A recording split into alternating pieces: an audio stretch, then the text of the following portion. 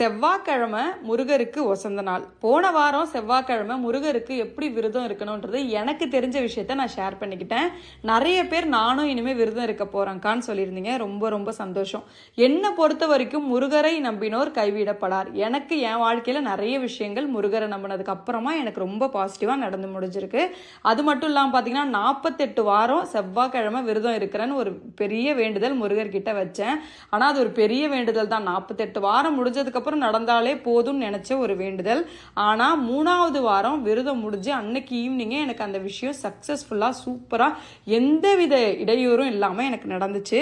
அதனாலேயே எனக்கு ரொம்ப ரொம்ப நம்பிக்கை இந்த செவ்வாய்க்கிழமை விரதத்துல கண்டிப்பா இருந்து பாருங்க. இதை தவிர வேற எப்படியெல்லாம் முருகருக்கு விரதம் இருக்கலாம்னு பாத்தீங்கன்னா, முருகருக்கு பிடிச்ச பஞ்சாமிர்தம் செஞ்சு நீங்கள் சாமி கிட்ட வச்சு வேண்டிக்கலாம். பச்சை கலர் ட்ரெஸ் முருகருக்கு வசந்த நாள் அன்னைக்கு நம்ம போட்டுக்கலாம். அரளிப்பூ மாலை வாங்கி சாமிக்கு சாத்தலாம். இந்த மாதிரி நீங்கள் விரதங்கள் இருக்கலாம். அடுத்தது பார்த்தீங்கன்னா, முக்கியமாக முருகருக்கு விரதம் இருக்கும்போது ஃபாலோ பண்ணக்கூடிய விஷயம் என்னன்னா, எந்தவித கெட்ட விஷயத்தை பற்றி நீங்கள் திங்க் பண்ணக்கூடாது. அன்னைக்கு ஃபுல்லாக முருகரை பற்றியே திங்க் பண்ணுங்கள். இன்னொன்று, யாராவது உங்களுக்கு ஏதாவது துரோகம் பண்ணிட்டாங்க, உங்களுக்கு அநியாயம் பண்ணிட்டாங்கன்னா அவங்க அழிஞ்சு போகணும்னு போய் முருகர்கிட்ட கண்டிப்பாக வேண்டிக்காதீங்க. அவங்களுக்கு